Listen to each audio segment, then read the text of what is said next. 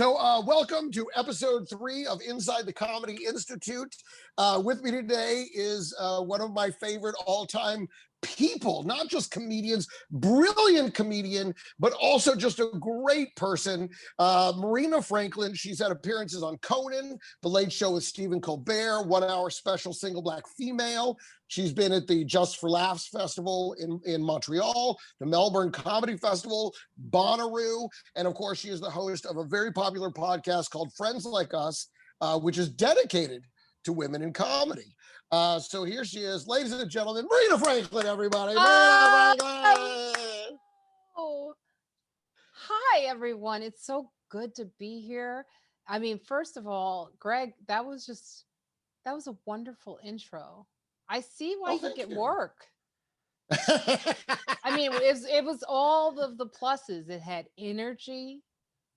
You were sitting upright. Thank you. You know, and happy, and I believe you. Well, you should, because it's all about you.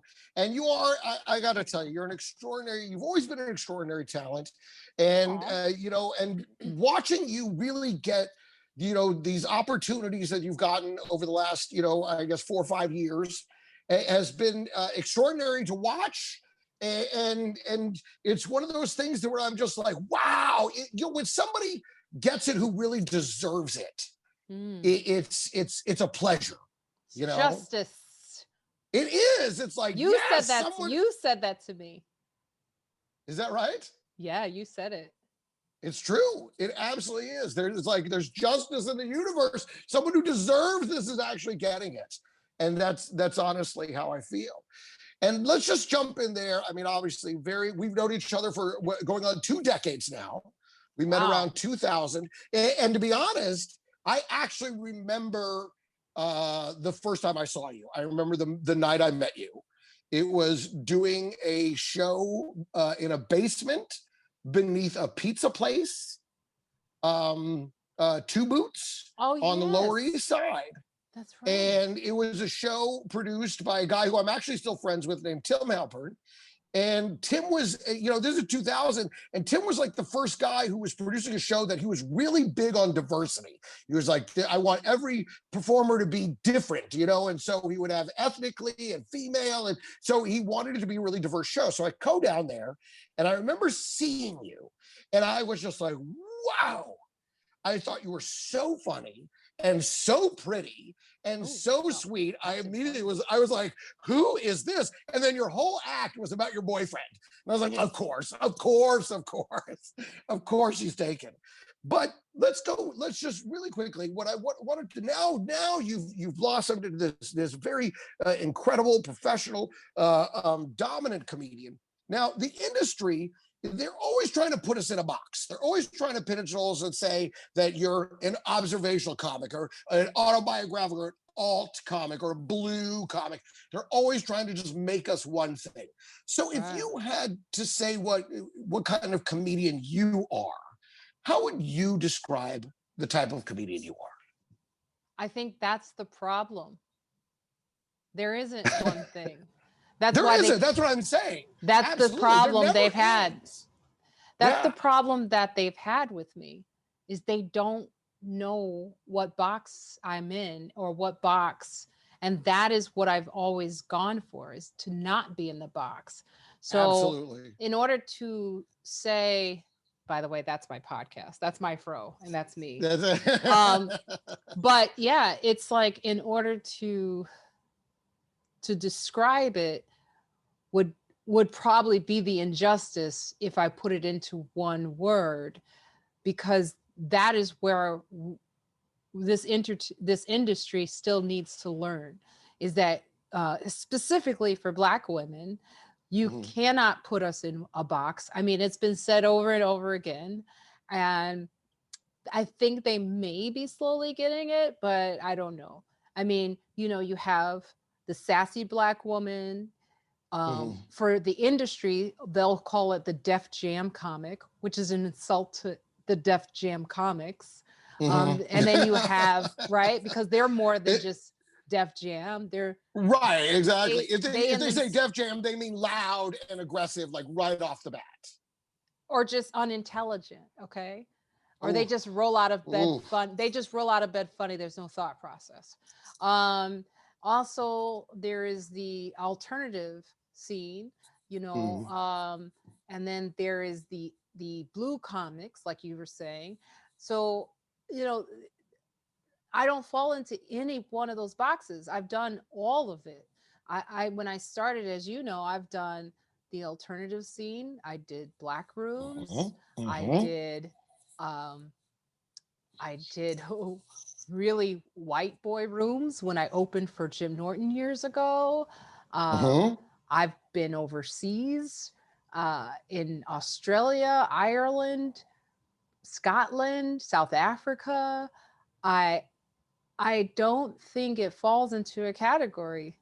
You know, I think it is about being authentic. I think if that was the name I would give Mm. my act, it would be authentic. Wow. Wow. I got to tell you, that's mind blowing and it's right on point. And I feel like that's true for veteran comedians. I mean, I do storytelling, I do observational jokes, I do personal stuff, I do blue material. I mean, you're in this when you're in this for as long as we've been in it, you develop all of those things. Yeah, I You mean, I would know, say most people would probably describe me as a great storyteller. I wouldn't say I'm just a joke teller, but I do like telling jokes too. So yeah, while I'm telling a story, there are one liners, but I'm not just a one liner comic. I right, tell stories and then there's one liners in it. And then sometimes I'll do observational. It's whatever mood I'm in. It's like, you know, exactly. what ice cream you want, Yeah. what I, flavor you want today. yeah. You know, one time I was getting this manager came to see me. This my agent arranged for this big manager to come see me, and so I tried to show him the cornucopia of my material. You know, I had some storytelling, I had some this and some jokes and this. I tried to do a little bit of everything. That's what I was trying to do. And I called my agent. I was like, "Well, what do you think?" He goes, "No, he said you were just a joke teller." And I was like, is that what he saw? That I was just a joke? I told a whole story in the middle. What do you mean? I'm just it was very disheartening. I was like, well, if that's all he saw, then I guess he's not meant to be my manager. So, Right. Yeah. that's the way it goes. Um Now when we Hurtful. first it was. I was listen. I really wanted it because this guy has a lot of big clients, and so I really wanted to be on that list too. But you know what? If they don't get you, they don't. And sometimes I feel like they don't want to get you when they're seeing you just as a favor because you have the same agent as one of their other clients. I feel Right. like they're just kind of coming in there with just looking for an answer to the nah, he's this. Well, could You I know. ask you this? Why do you need a manager at this point? At that point, did you think you needed one? Well, even at this point, I guess because on the acting side, I have great representation and I do very well, but I don't really have anybody that pitches me for the stand up comedy shows that Okay. come along, because those don't really put out casting notices that acting agents are going to present me for. So I really need somebody to help me in that regards. And so that's really what I was looking for was advancement on the stand-up comedy side more than on the acting side. So that's I don't have a manager. yeah, and look exactly. And we're gonna get through. Let's discuss this process. Sorry. But I want to go back to the beginning. I want to go back to the beginning because when we started out, this is the early 2000s in New York when I was getting going, and that's when I met you. I don't know. When did you first get to New York and start doing comedy in New York? It was about 1997. 97. Okay, so you'd been there a few years by the time I got there. Yeah. Now, at that time, comedy was still a very misogynistic endeavor. And when I first saw you, I really wondered if you were going to make it. I mean, because you were so sweet. But then once I got to know you, I realized that you were in fact very, very tough. You know, Thank you. the sweet exterior was genuine. That is who you are. But inside, you're a very tough person. Now, Thank you. did you think you had to learn to be tough? And what was it like in those early years in New York for you? Well, it's funny that you said that. Bonnie McFarlane said that about me too. She thought I was very Pollyanna like in the beginning. But as you know, that's just the exterior. I mean, I had a very tough grandma growing up, which was part of my act. Her name was Grandma Moot. So I was always tough on the inside, but I always had kindness and the Midwesternness about me. That was my exterior. Yeah. And I wasn't a New Yorker. Had just moved to New York, a couple of years before doing stand-up, but I was not a New Yorker. The assumption that anyone outside of New York has toughness is ignorant and dumb. The reality is, when New Yorkers assume that anyone outside of New York is like that, that's the mistake you make, because there's so much inside. And so, the thing is, I wasn't used to the comedy scene, and I was coming from theater. So I was around, a lot of men, but in theater, I was around a lot of men. I just didn't know there was a difference, I didn't know that in theater, where we created safe spaces where you could, in theater, you would hug up next to your acting partner, and you created a safe space amongst each other. Everyone was friends. It almost looked like an orgy of friends. Yeah. Cannot do that in stand-up. But I learned, you cannot. It is every day for yourself. Yeah, and I learned that. Woman. Yes, but I learned that the hard way. But it's also like, and when I say that, I don't mean I was like, people assaulted me. I don't mean that. What I mean is that I learned that you had to gain respect by being really funny, and like by being a woman and the only one in that scene, it was tough. And so I dressed down. I used to not understand why I was getting up. I used to, get very frustrated about it. I would say I was very kind in the way that I approached things. And then eventually I was mentored by a couple of friends who would just kind of help navigate. These were men, that helped navigate my path in a sense, or direct me in a way so that I was, one, protected, two, knew the right direction to go. And then I remember Greg Rogel saying to me, you just got to get tough skin, and that is in comedy, tough skin. So that was like, you just have to learn, like, just because you bombed one night doesn't mean it's over. You just got to get back up. It's because the audience is cruel to you. You just got to get tough skin in the way that this doesn't, like, you don't walk away going, I should quit. Right. And that's and I always say that's the toughest part, is dealing with so much failure on stage in the beginning. It hurts real bad.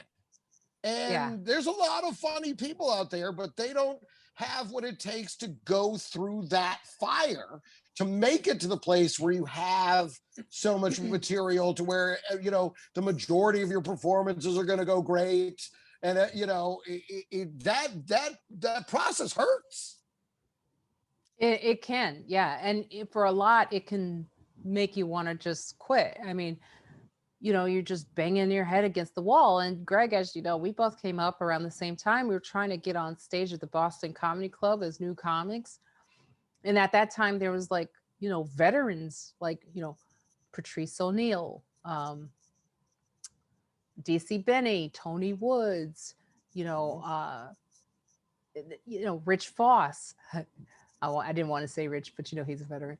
But Rich Voss, Bill Burr was Stomping Grounds. Every now and then, Sarah Silverman might drop by, or, that was Dave Chappelle's home too in New York City. So we were kids, you and I, we were just like, please, can we get on? And, or I would go to New York Comedy Club and not even know how to break through in, the idea of getting up regularly at these clubs was like unimaginable at that point.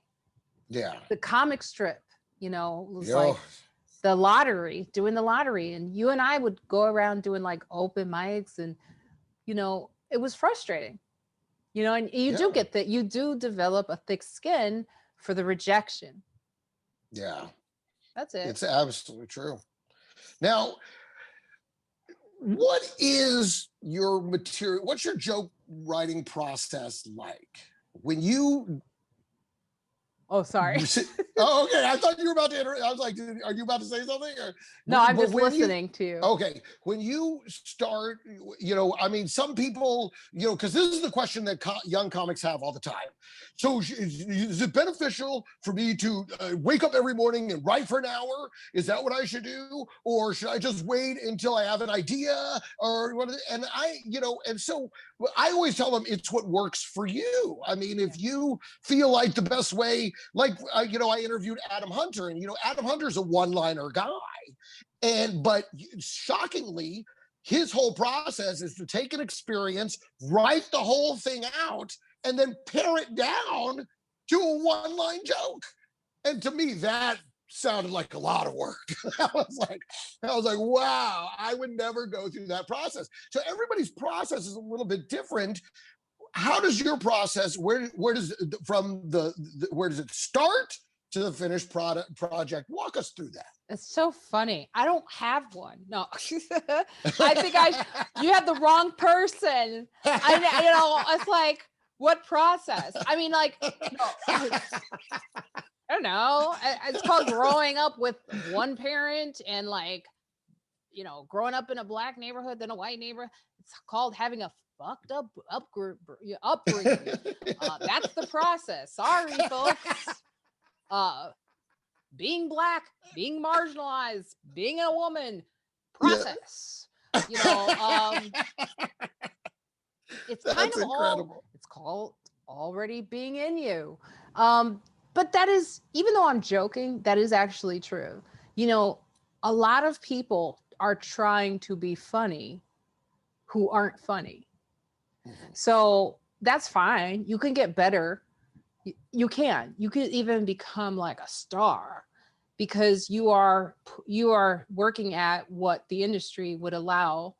Is you've got the material, the content, you've put yourself in the box that they want, Right.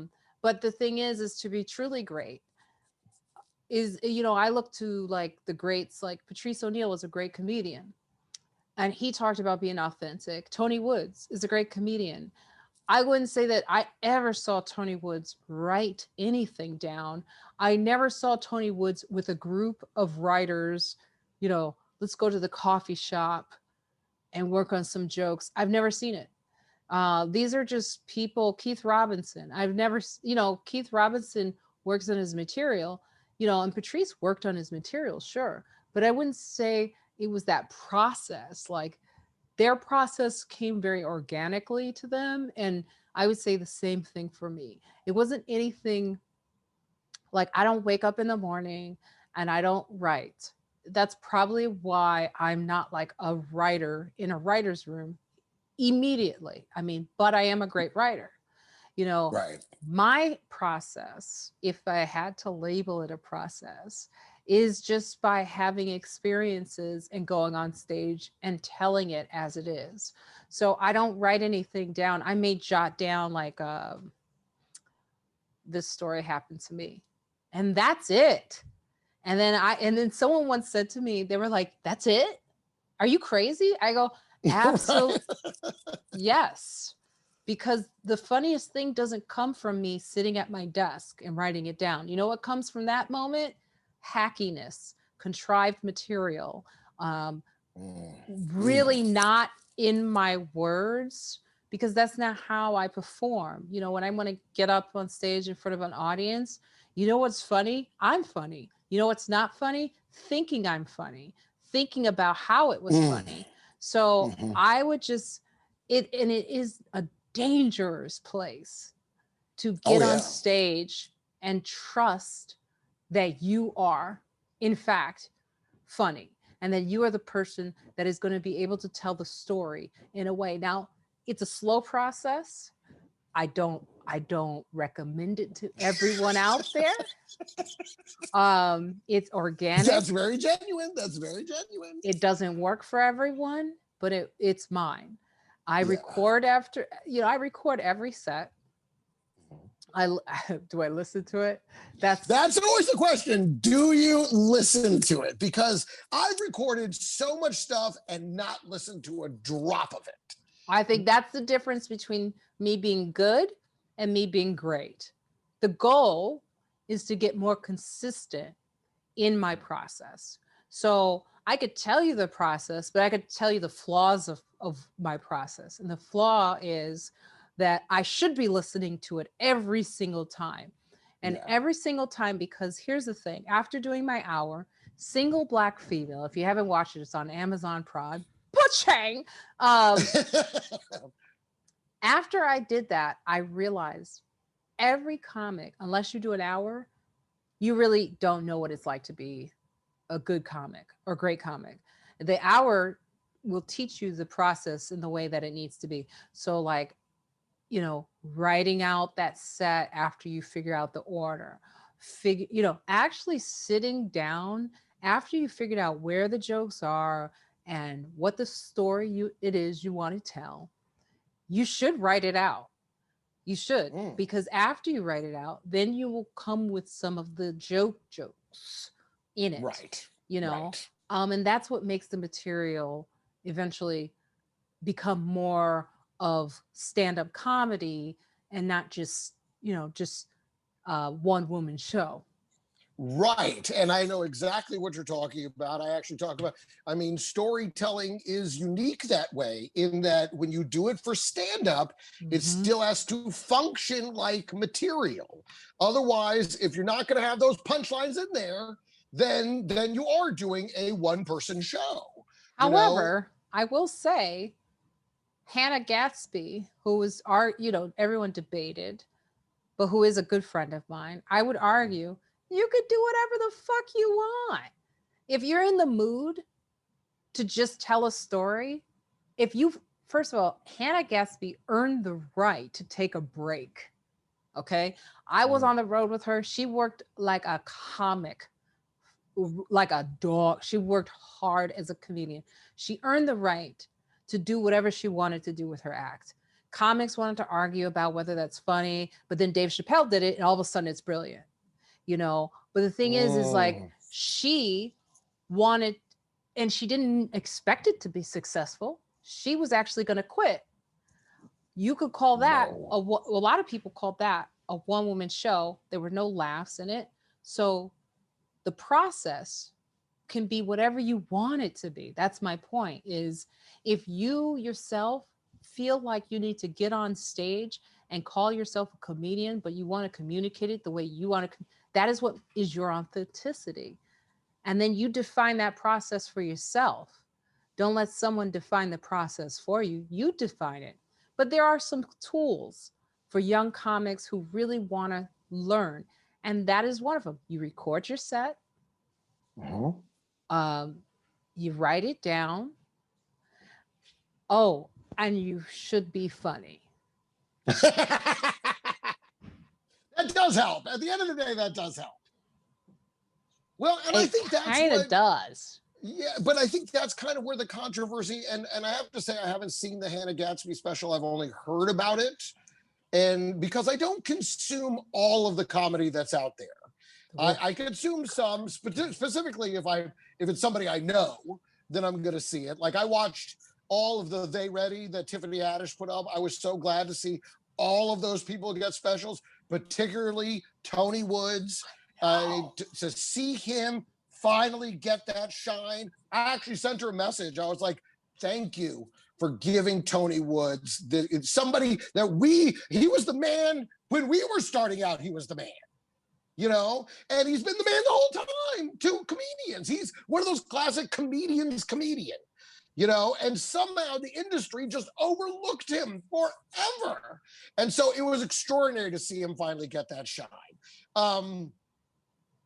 But I forget where I was going, but I don't consume everything. So I didn't consume the Hannah Gatsby thing so much as I heard about it. And I guess the majority of the conversation around it tended to be the question of, but was it funny? Right. And that was the question, because a lot of what I was hearing was, but it's not funny. But it was addressing comedy. It was like her own dissertation to herself about why she made everything in her act a punchline, and that she has a right to do that. But do you feel that, and again, I need to see it. I need to go It's back and I need art. to watch it. It's just art. It is art. Well, and that's how I felt. And she didn't call it Netflix did. Right, Netflix called it. She was doing a show. But the question is so brilliantly opposed because of her special. What is stand-up comedy? And stand-up comedy has been defined by men, which was her point. So, right. The fact that we were questioning whether it was stand-up was part of its brilliance. That was part of that was the point. Right. One of it reminds me of the Tig Notaro special. I don't know if you saw Tig Notaro special. The one where she took her shirt off after having the No, I'm joking. I know that's what she did. Yeah. And people were like, well, what did you think of it? And I was like, I thought it was genius. But I didn't think it was, I thought it was definitely more of a one-person show than a stand-up comedy special. Well, it's interesting that you say that because we started this whole dialogue about putting things in a box, right? And not putting things in a box. And yet we're starting to say, what is a one-woman show and what is stand-up? That in a sense is putting things in a box. Well, true. I readily admit that, but the box is labeled stand-up comedy, not stand-up. No, philosophy. the industry decided what to label it when they put it out on Netflix, right? That's true. But they labeled it stand-up comedy, and when you put that label on it, there is an expectation that you're going to laugh. Is that not true? I don't think we need labels. I'm not one who likes labels anyway. I mean, I think the fact that Tig did that was important and necessary, and the fact that I totally agree with that. And the fact that Hannah, which in her own right was talking about the same type of injustice in a sense, was her right. But the fact that we need to say that's not stand up is also a fact that we're trying to put something in a box and give it a label when we should never be giving it a label. I mean, I personally love the fact that people are arguing it. Yeah. Is this stand-up comedy? Is it not? And most of them, by the way, were men who could not understand it.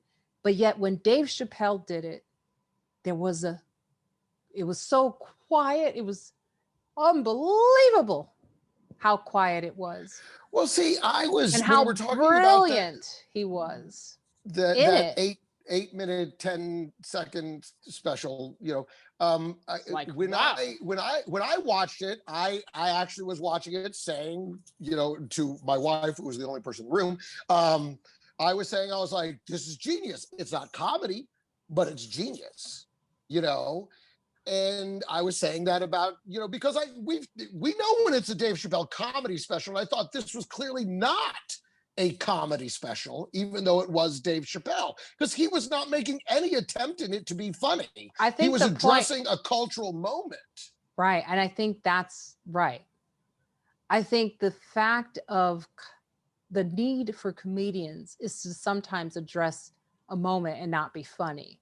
And so I agree with that. Right. And so by labeling it comedy, it creates this conversation, which is necessary. So let me ask you this then. Was the mistake on the part of the industry to say this is stand-up comedy instead of just saying this is a stand-up show? I don't think so. I think it was brilliant to label it stand-up because we wouldn't be having a conversation. I think it was intentional. Yeah. And I think that comedians, not to drop my podcast, friends like us, but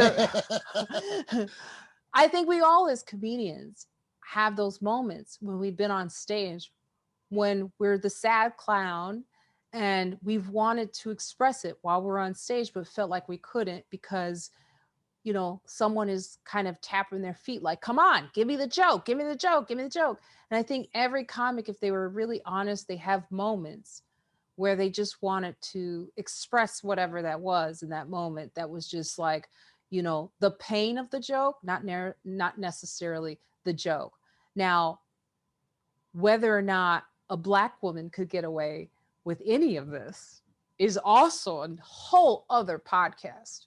But the reason Yeah. I created Friends Like Us is because it gave a space for, Black women in comedy to not go for the jokes necessarily, but to like let people know who they are, let people find them, women of color who weren't, highlighted by the industry, to know who they are, but also to give them a place where they can talk. And what I found was there was so much pain and so much hurt and so much that was going on that these women needed to talk about it. Yeah. And Yeah. not in a rushed way, and not in a like, every joke per minute podcast way. It just wasn't authentic to them. It wasn't. Can you, And can, and they were can, funny women, so they always, there's always something funny coming out because they're yeah. funny women, but it wasn't forced. And I think that's what I was going for with my podcast.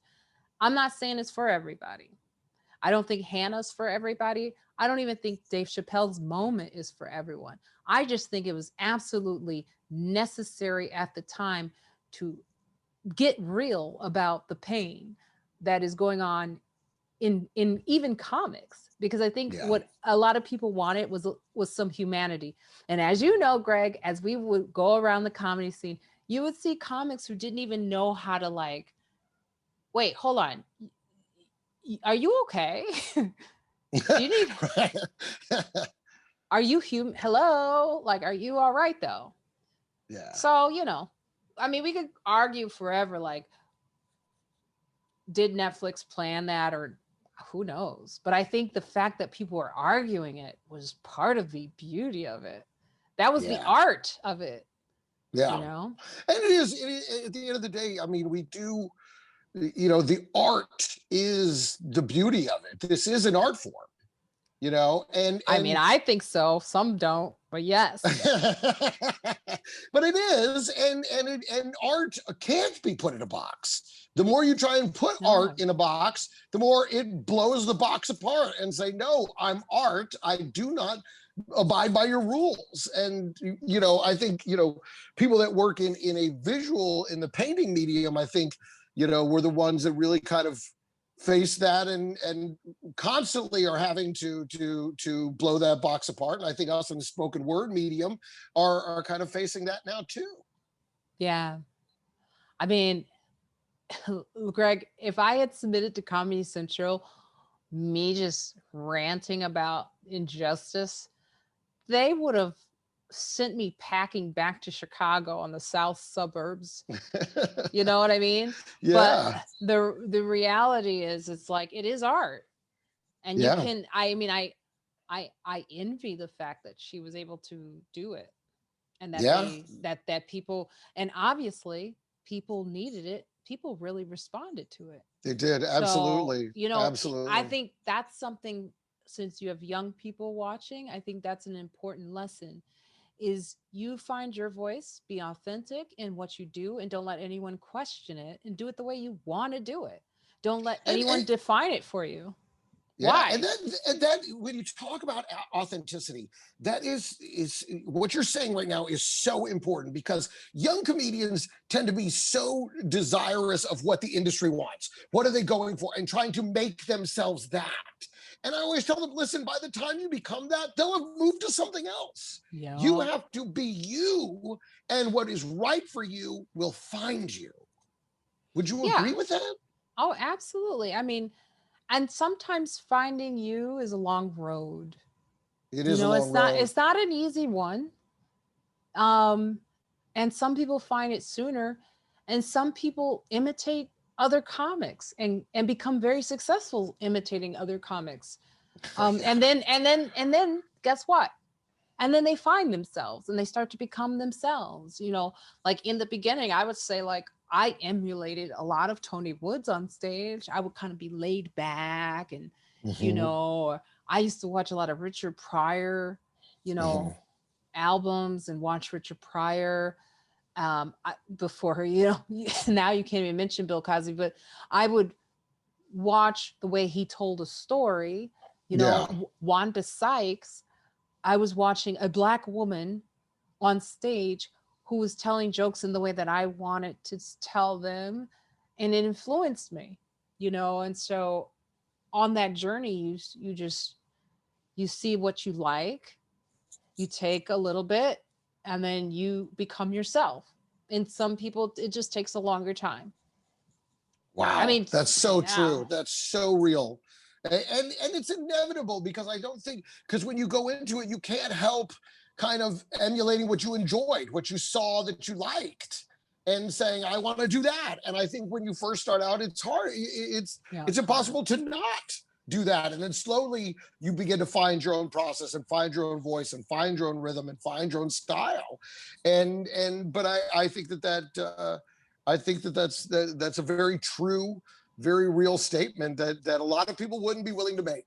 A lot of comics Yeah. would want to say, "Oh no, I've always been original from day one. It's just me." And it's so funny. A lot of times when I've been on the road, I'll let the club book the feature, and and when I see these guys, I can immediately pinpoint who their favorite comedian is. And it's always kind of a funny little game for me to kind of say to somebody else, watch, he's going to say so and so. Hey, who's your favorite comedian? And immediately they say it right away. And I'm like, it shows. Not there's anything How wrong many with Bill it. Burrs out there? So many. So many, and a lot now. There's a lot of Theo Vaughns coming around too. Oh, There's a ton of, really? oh yeah, there's a lot of Theo Vaughns coming around with the way that he talks and the Oh, I verbiage he don't uses. know. But that's a Okay. West Coast thing. That's more of a West Oh, Coast that's thing, a I'm West sure. Coast. Oh, we're Yeah, so definitely. tribal. I know it is. Well, the vibe is different between New York and LA comedy. That's for sure. I mean, it Yeah. is it is a distinctly different vibe, and I've always enjoyed Which the one do New you York like? vibe a lot more. Oh, okay. All right. Oh yeah, Cool. the New York vibe is just so much more real. I've always felt comics should definitely cut their teeth in New York before coming to LA, Yeah. because LA just becomes about the game. You know, Oh. and that's exactly, it's a disservice to the art, as we say, part of the journey. Now, let's talk about success in stand-up, which you've seen tremendous success, and I every time I see I you do something, have. I am so excited for you, and I'm so proud of you. I'm just always like, go Marina, go. You can ask my wife. When I saw your name come up on the Late Show with Colbert, I was like, oh my God, Marina's on tonight. Like I'm getting goosebumps thinking about it. It was such a pure joy to watch you on that show. So now, but you've done Conan. You were even part of the tour that he put together. You were on Conan's tour of Mm-hmm. comedians, Late Shows, Stephen Colbert, these things. What do you think was the turning point for you in your career? If you could try and pin it to one or two moments, what were some of the things that you thought were kind of, because it's like nothing happens and then everything changes in a day, you know? So what do you think that was for you? No, I think for the very first big one that I don't mind really talking about is Last Comic Standing, because that was like, you remember, Greg? We were like still kind of going around and figuring things out, and Oh, then I yeah. didn't even want to audition for it, and it changed my whole life. It changed the whole path of where I was going. After I was seen on Last Comic Standing, club owners opened up their doors to me, and I was able Wow. to work mainstream, which means I was able to work on my craft in a legitimate place, like in clubs. Like, yeah, I didn't have to run and do like, remember I would do spin cycle comedy, laundry. Not that those Mm-hmm. weren't fun. Those were fun. Did you do spin cycle comedy? Oh yeah, I remember it. Yeah, yeah, Jody Wasserman and Dan Netterman did laundromats. And I remember like Judah Friedlander and Artie Fuqua, who were passed at the cellar, would come over there. I was like, why are you doing our laundromat? You got the cellar. yeah. But when you have something as big as like a network like Last Comic Standing recognizing you, and I passed, and I was, I mean, we're speaking of Tony Woods, and I was like up against my hero. I was on the same, but and that show was so not me, because I don't like competitions. I never think that they everything about it is wrong. I mean, first of all, comedy is completely subjective, but Right. it did give me a place where people, it was the first time where a huge number of people outside of the New York area was recognizing who I was, liked what I was doing, or didn't like what I was doing. I had to deal with that.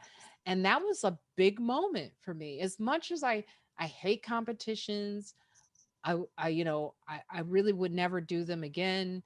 But I have to say that because I did that, it was like, oh my God, like I'm going to Las Vegas to be televised on NBC. I can tell my dad I'm on TV, Yeah. and then like my grandma, I'm on TV. I mean, that was like huge. Yeah. I was like, this is exciting, and and then seeing like the club that I didn't pass, which was the comic strip, and Lucian, who would book, all of a sudden, him, that I remember the interview with him where he didn't pass me. He was like, well, I could kind of see it. I could kind of see how you're funny, but then I kind of, I mean, you do this accent. I think I know what region it's from. I think I actually know the region, and but you do this joke about the continent of Africa on your head. I mean, it's a little contrived. I mean, I don't really believe that you had the continent of Africa on your head, and so from that moment of rejection to this big smile and like, oh, this girl's funny, and just complete support. I could see him in the audience. I mean, and Lucian was not nice to a lot of people, No, you know. he relished being a dick to comedians. Hmm. But, you know, him smiling in the audience at me was like a complete turnaround. I was like, oh, I must have tapped into something finally. Yeah. Oh, all the work, all of the, running the pavement in New York City, late night spots at New York Comedy Club, getting on at 2 o'clock in the morning, then getting up to work the next day at Yeah. 7 o'clock, no sleep, getting up Yeah. every single day, which by the way, that's an advice I give to comics. You got to get up every single day. There's no day. This is a hard time. Yes, the pandemic is hard, and you could take the break and you could come back and do that again. Get up every day when you're vaccinated and it's safe. I got to say that because I see some of the desperateness out of young comics and I understand it. Because I was there.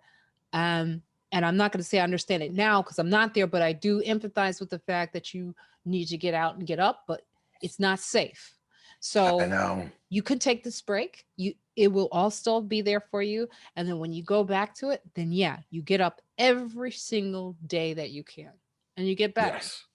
Yeah. And so it was nice because that work, if you put in the work and you commit to the work, the success will be there for you.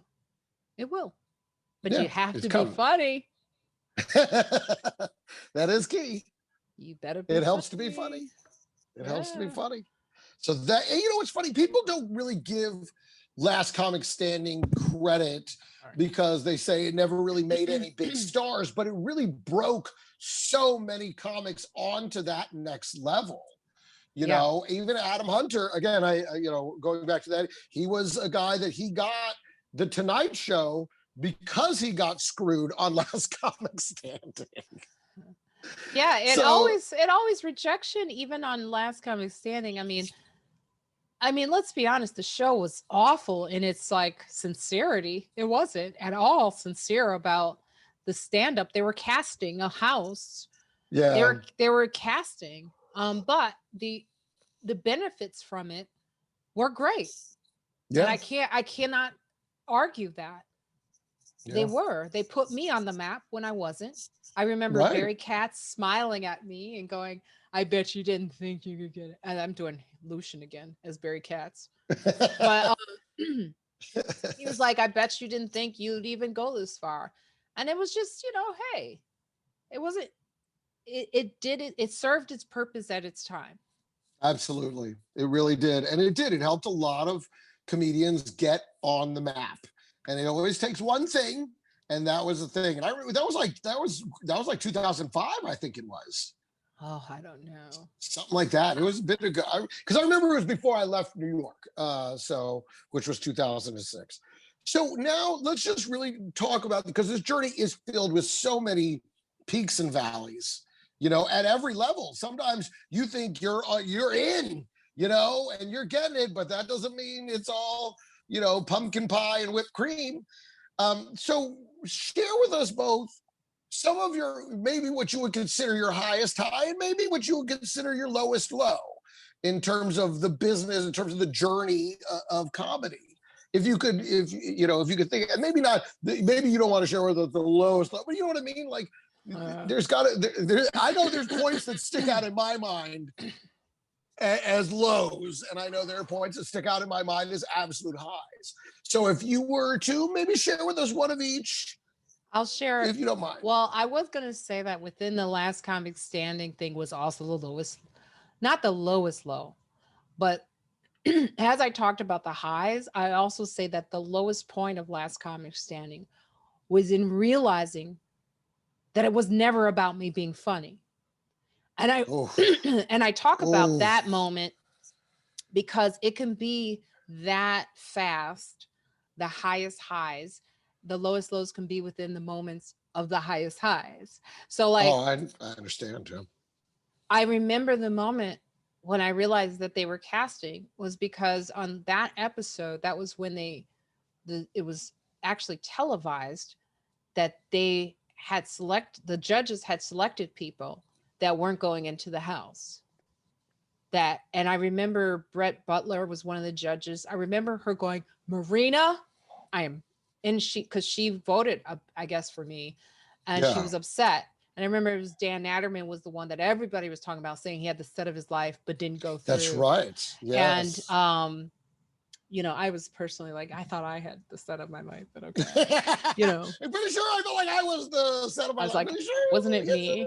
But no, But you had one of those sets. It was an awakening moment for me. Because I had thought before that point, I thought that the industry was fair. And that crushed me. That broke my heart because I was a young comic. I was a young girl.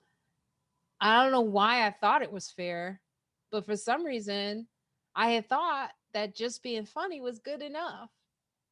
And I thought that being good was good enough.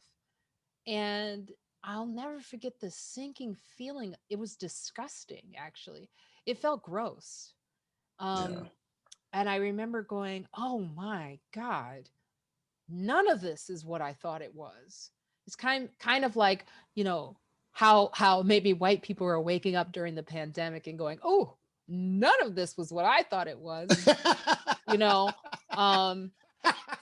And Black people are like, this is what it been like. So this is what it's been like for us the whole time. It would been like, but I don't know why I was under that delusion either. I don't know why. Well, because you were hoping that was true. You were hoping to find out that it was a fair fight. And I thought at that level, in any way, I really didn't have, in that way, maybe I was Pollyanna, and maybe that's why Bonnie had said what she said. And then she said she saw me later and she said it was gone. And I go, it was probably that moment. Wow. It broke my cherry of thinking anything was actually possible if you were just good at it. At that moment, I realized that was not the case. It was really a business, and you really had to maneuver the business, and you really had to, you had to dress right. You had to look good. You had to be a type. What type was Marina Franklin at the time when even to this day, 20 something years later, they still can't figure out what type I am. Yeah. So no wonder I never, so maybe it's a blessing in disguise, right? Because maybe at the time, if I had figured that out, I wouldn't be the comic I am today, because I would have tried to fit into that box that would have put me in a house. Right. Oh, And so, yeah, you know, so I don't know. I don't know what I'm saying. All I know is that was probably that lowest moment is the one that I'll share. I mean, there's several low moments. I remember doing the Jay Leno show, the one when they came back from, it was When kind of like, he moved to 10 p.m., like he'd given yeah, up like to Tonight Show, then all of a sudden he was just the Jay Leno show 1 hour earlier. it was Is it kind of that like period? it was kind of that period when like Conan was supposed to be the person, and then Jay Leno didn't Right. really let go, and he had like 20 correspondents, and like I was one of the correspondents. And I remember like being shuffled off in like a really fancy car every week and flown first class to LA. I mean, that was just unbelievable. I still It wish. sounds unbelievable. Oh, Greg, it was so nice. Like the guy was like, I'm here downstairs. I'm like, okay, you know, and and there's nothing like flying first class. Like thing. nothing. It's hard to go back. It's hard to go back. It is. It's so hard. It's like, I literally think they shouldn't even call it like coach in first class. They should call it pleasure or pain, because in one side, it is a pleasure to have you here. Would you like a drink? Can we put your feet up? Would you like music? How about a warm, wet towel? And then on the other side, it is physical agony. Yeah. To be back there. You guys, can I go to the restroom? Like, I know. The difference is wild. And so they were flying you out first class. Like, that's the life. I had good, because I had this great scene with these women. We're in a hair salon, and it was in Harlem, and we were talking about change and diversity and gentrification, and not diversity, gentrification. That'd be funny if diversity equaled gentrification. No. And so what happened was I was like, you know, some things you can't go to a white hair salon and get your black hair done, you know. You can't go to a white hair salon in Harlem. You got to go to a black hair salon. And it was really funny. Those women were really funny. And it was a great, and then I guess they didn't know, it just didn't work out. The show wasn't really, you know, it wasn't us, but you know, I was laid off. Yeah. They told me, they were like, Marina, we loved you. You know, they do. And I remember my manager at the time, Bob Wax, who, by the way, I loved, not, you know, and he used to be Eddie Murphy's manager back in the day. And okay, right. Bob Wax was one of the few managers I had that really, really went at people when they didn't give me opportunities. And he said to the executive, I want you to call Marina and tell her why you're doing this to her. I'll never forget it. The guy called me. He said, listen, Marina, it's undeniable what you do on camera. Very few people have it. Very few people have, you just light up the screen. There's something you do with your face. It's subtle. It works. It's talent. It's not even, it's gift. It's not even, but at this time, the show is not really doing well. And it was so sad. I was like, oh my God, no more rides. No more first class. I know. It sucks. I wasn't coming back. I had to see Elon Gold jumping back every week. Hello, correspondent Elon Gold. I was like, that guy's needing my craft services. Yeah, back to the grind. Yeah, back to the grind. That's exactly right. Each time, back to the grind. Yeah. But hey, who's complaining? And that's the thing is, but exactly, and that's the thing is, you have to love the grind. Yeah. You're never going to make it if you don't love because that's the foundation. That's the track. You have to love being on that grind. Because if you don't, you're not going to get to those moments.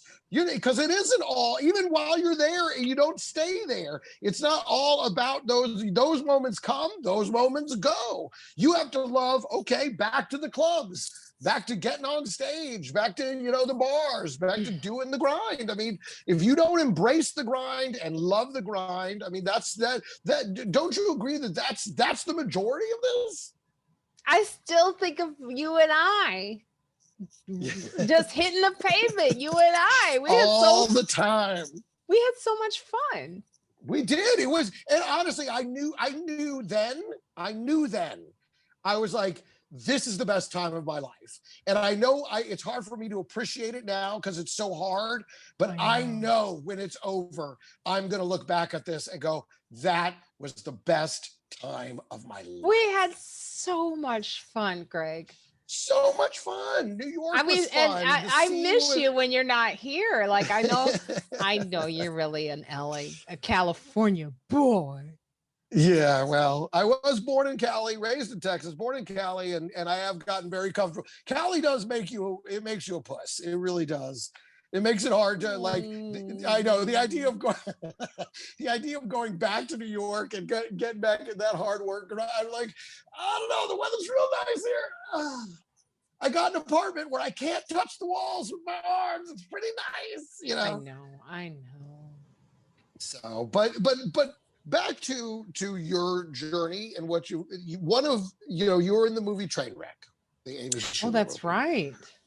And and I bring this up because you were in the best scene of the movie. And I found it so funny because you're in the scene with Keith Robinson as your boyfriend, who I know had been your boyfriend at one time. Mm-hmm. I don't know that he was during the filming of this. I know you guys were always still friends, right? It was, you guys are still friends though. And but the scene with you and Keith, and then her with John Cena, and he's yelling out all those gay insults, where he's trying to act all tough, but he's saying all those great, like, oh, I'll suck your dick until this, so whatever it was, and I'm dying laughing, and all I wanted to know was, okay, how many times were you guys dying laughing shooting it? Was it as fun? Was it hard not to break? Because you guys have to keep this look on your face of, what's wrong with you? And for me, I would have busted a million times to see John Cena, this monstrous man, saying these ridiculous things. And you guys' reactions were hysterical as well. That's my favorite scene in the whole movie. What was it like to shoot that scene? Well, I mean, it was fun, but it was also scary because it was improv. I mean, it was improvised. Yeah. It was all improv. It was like Amy gives you a lot of freedom, and Judd Apatow, that he's brilliant in the way that he knows the best stuff is going to come from the comedians. It's just like I said earlier, you can't write what naturally comes out of you that is actually fun. The funniest stuff that comes from you, right? Not what you're thinking. Once you go, how can I make this funnier? I mean, the reason that's why we have so many unsuccessful sitcoms. But the thing is like, it's really like, you know what I'm saying? It's like, yeah, I see that point. It's forced, and it's forced out of fear. This writing of comedy, I get it. Make your check. But the thing is like Keith is a funny guy. You gotta let him roll. Right. You gotta let him just say what's going to come out. And it was easy for me in a way because I could just kind of react. And Keith and I, we've been in those positions before in movie theaters. So we just played up. I mean, I am an actress in the beginning. I went to Syracuse for acting. So for me, it's just about being in the moment. Now, was I breaking laughter? No, I was actually really in the character of like, who is this guy? And I don't know. I think that scene captures male and female relationships on dates when they get in fights with other dates so well. Right. Everyone has been there with their guy where they're like, this guy is talking shit to you. And I didn't even realize, but I saw the scene afterwards where I'm still eating popcorn. While this is all going on. Just keep going with it. I'm a very subtle person. So, it's like it comes out in that way. But, Keith was so brilliant in a lot of the things that he was saying. He's just rolling, because that's what he does, and it was. It felt super organic. Absolutely. Yeah, it was, because it was. I mean, I would say I was bloated the next day of all the popcorn. From all the popcorn. All the salt. Yeah. But it was a fun scene. And I knew it was great when we filmed it. I was like, this is it's just, when you're in a scene, you're like, this is some good shit right here. Right. Yeah. You know when you're hitting it. You know when you're getting the real laughs. You know, I did that show with Craig. This is one of the reasons we're good friends, is because I did a show with him called Ghosted, and I was, you know, one of the cast members with him, and so we spent a lot of time.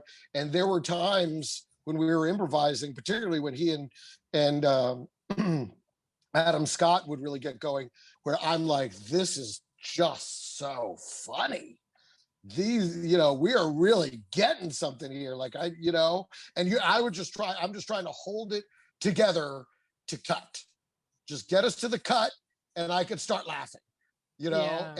And you know, when you really capture it, you know when it's happening. And it's hard to remain in the moment and not want to like step outside and like watch on your, you know. So I get it. I feel you on that count. Now I want to ask you about something very specific. And do you need another little beverage, or? Sorry, you got the itch on your throat. I mute every time it does that. My uncle's a doctor, so he told me what to do. So I'm actually better than I was, believe it or not. That's good. You feel bad. Now I want to ask you about something, and this is something I'm asking you because you are a veteran comedian, but you're also a female comic, and so this is an issue that I don't know how to address as a male comic. So I want to ask you about it, and hopefully, you know, if you don't want to discuss it, then I'll cut it out. That's totally fine. I always give them a pad if they want one. If they're on their period, I slip it under the door. So, you know. No, it's about dating other comics, because you know, we've seen a few successful comic marriages, like Rich Voss and Bonnie McFarlane, Al Ducharme and Bernadette Polly. Here in LA, we have TK Madison and Kara Kimbrough. So we've seen it work. Now, I never really dated other comics that much. But for a female comic, and you're around male comics, and you know they want to go out with you and stuff like that, for other female comics, and that having had that experience, do you have advice for them in terms of what that is like, or can do or shouldn't do, or anything that you could tell them? Don't do it, 'cause I blew it. Don't do it too. Don't do it. Enough said. So that is your advice. Don't do it. Just stay away from it. Yeah, I mean, I did it several times. It was wrong. It was mistakes. Mistakes have happened. Mistakes were made. And look, if I was to look back as an older comedian talking to my younger self, I said, girl, put that pussy away. No, just, you know, look, it works for some. I mean, I won't say that I regret the people that I were with. Like, I dated Keith at one point, you know, and that was very short, very small. It wasn't even, it's like, bleep, like, you know, we're like best friends, you know. Yeah. So I don't regret that, you know. The other comics that I've dated in the past, I absolutely loved them, you know, but it just didn't work out. But it was difficult in the fact that, you know, and women understand this, men have a very difficult time with women who are doing the same thing that they're doing and being better at it. So it was one of those things where men hide it. They'll hide it for a while, so they don't show you that that's what's going on, but that is what's going on. It's just how they're made. You know, very, very weak. No. But weak-minded. Yeah, but I would say it works for Bonnie and Rich, you know, God bless them. It works for Al Ducharme, but they're also, it works for them because it works. You know, when it doesn't work, it's most of the time it doesn't work. And so I would say those are definitely more exceptions than they are the rule. Oh, are they exceptions? But for me, I mean, as an older woman, Mm. it was a lot of like what I wouldn't do to just get away from the comedy scene, to be with a man who is doing something different. I Yeah. mean, I like part of this isolation in the pandemic because I like actually being away from the comedy scene. I was around it for so long. It's refreshing to me. I like getting into what men do that aren't comedians. Right. So, and also, you know, I want to get away from my work when I come home. Yeah. So, you know, it's just, it's a mess. You know, it's called shitting where you eat. There's Yes. a reason why they call it shitting where you, or eating where you shit. One of those. Anyway, don't do it. It's just bad idea. And then you have to see that person, and you have to see them still doing comedy and still being Right. on Instagram or TikTok, you know, doing dumb little videos. And, Yeah. you know, it's painful because you've broken up with this person, but there's some, and then your comic friends are not really nice because they'll be like, did you hear what so and so did? Yeah. Really? Thank you. Really? I need to know that, right? You just, you don't need things in your way. There's so much Right. already in your way, especially as a comedian. There's so many things just in your way that, you know, but if it works, it works. Like I said, there are exceptions. There Yeah. are exceptions. And if it works, good for you. But if you see the red flag of it not working, get the hell out fast. My Yeah. my suggestion would be set up your family now. Don't let your career define every move you make. If you want to have a family, if you feel like that's what you want to do, I always tell female comics, freeze your eggs, because I wish I had done that, you know, because I was always going for my dream and not realizing that I'd get to one point and turn around and the clock was actually, it has stopped, you Oh, know. right. Yeah, it happens. It happens to a lot of women, not just in comedy. So I've Yeah. told a couple of female comics to freeze their eggs, and they thanked me for it. They're like, Marina, because of you, I actually investigated how to freeze my eggs, and now I don't feel like there's such a rush, you know, and I could focus on Right. my Right. career and I can still get the family. Because the guys in the comedy scene, you'll notice that they'll have their family and everything, and they'll still be out on the road. Not the same for female comics. So we put Mm. our stuff aside for a very long time. We focus on our career for a very long time, and then we find out by the time you're at a place where you're comfortable and everything, it's too late. Right. So Yeah. take care of it all. Don't just take care of your career, take care of it all. And I will give you a tampon or a pad if you're in the stall next to me. That's all That's I'm saying. community right there. I That's got you. community. I got you, girl. That's the So female point of view. I, it's very important. I love it. I love sharing this. Now you obviously you've accomplished a lot with your career, but there's always more to be accomplished, and there's always gaps on the resume that you specifically would like to fill in. You know, that you're like, I would really like to do this. I really. So, what are some of the things that you still consider, you know, gaps on the resume that you want to fill in? What are some of those things that are still out there for you? Well, I mean, I would still like another special, 1 hour special. Mhm. It's going to be a while. I have to figure this out. This pandemic has put a delay on so much. But I think my goal is to perform for an audience carved out for me, like an audience in great number that is coming to see me. So I don't have to sort of go outside or go within the box in order for them to like me. Right.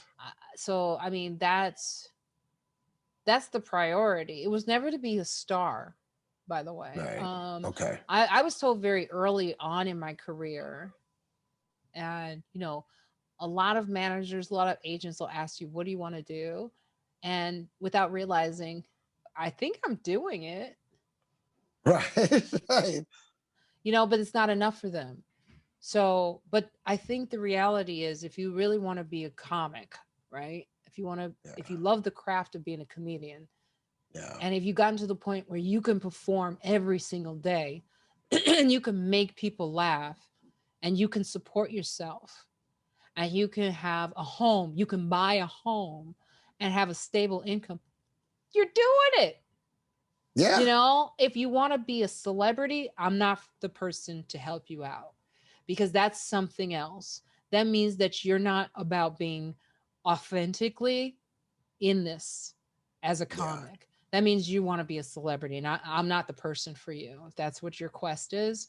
But I would say that is the thing I would like, Greg, is to have a larger audience that I can perform to. And I'm not talking about Madison Square Garden, but that wouldn't be bad. It's just to me that's not the art form, but that's a whole different thing. I'm not going to get into that.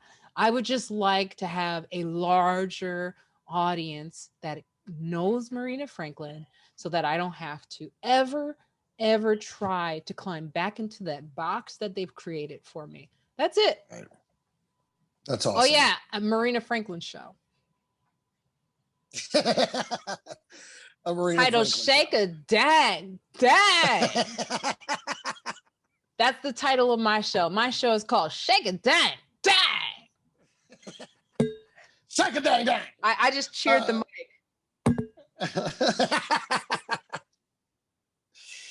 Well, Marina, thank you so much for your time here today.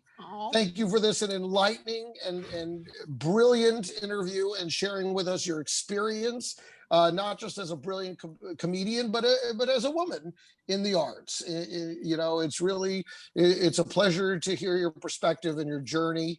Now, you've already offered so much advice to young comedians. I feel like asking this final question is almost redundant, but if there were any final just bits of any piece of advice that you think developing comedians need to hear, whether it's about lifestyle, their creative process, their commitment level, whatever it might be about, if there's some final piece that you would like to leave with comedians out there that are still finding their feet in this game, what would it be? Eat lots of kale, baby spinach, preferably, to take your vitamins, vitamin E, vitamin C, D is good. Make sure you have a lot of smoothies. Every day should be a smoothie.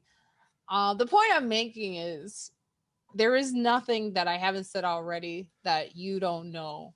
It's about knowing who you are as an artist and sticking to it. And it is not easy. But if you keep that through line throughout your process, you'll be okay. Oh, by the way, you have to be funny. So I say that because there's a lot of people who don't know they're not funny. It's incredible.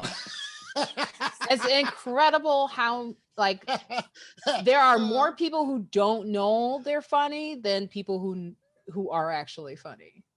Right. That's amazing. So yeah, sometimes you have to maybe take a shower and really think about it, lather, taking the eucalyptus and go, am I funny? Am I funny? Ask yourself, has someone said I was funny recently? Has anyone ever said you were funny?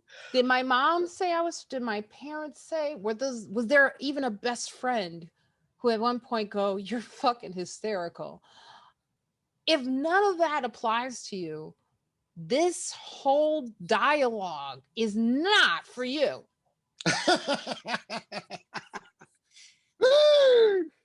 Boy, there it is. Not to put too fine a point on it. Oh, here's another one. And I don't mean to sound bitter here, but younger comedians, this generation of duets and TikTok. Right. Do your own work. When I say be authentic, that means you got to do the work and be good at it as you. You can't be anyone else. You can't take anyone's joke and expect it to work for you. You have to you have to really come from your own experiences and do that, because outside of that, it's just, you're stealing. So, premises, by the way, you can steal a premise and it is stealing. So a lot of young comics don't know that. They're like, oh, that's a good premise. And then they run with it and they put their own jokes on it. No, you can't do that.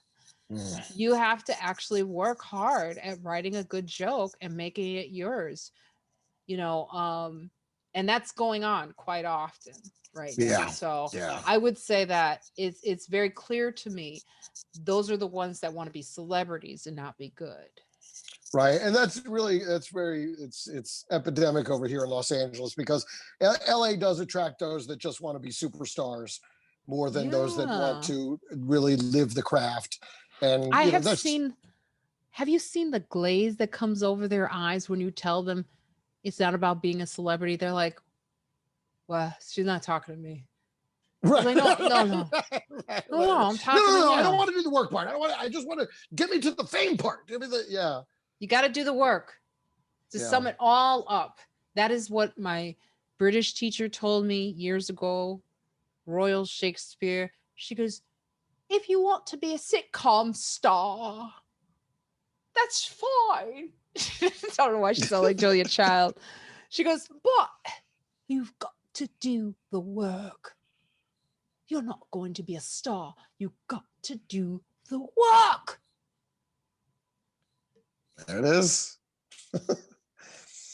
And then she got to do the work. She had tea, not coffee. This is coffee. Yeah. I'm coffeeed up over here too. Thank you so much for your time here today, Marina. You know that I love you. You know that I'm a huge fan of yours, and you've dropped nothing but gold here today. And I'm sure the comedy world thanks you for it too. Okay? Thank you. Thank you, I feel like I just went to the bathroom or something.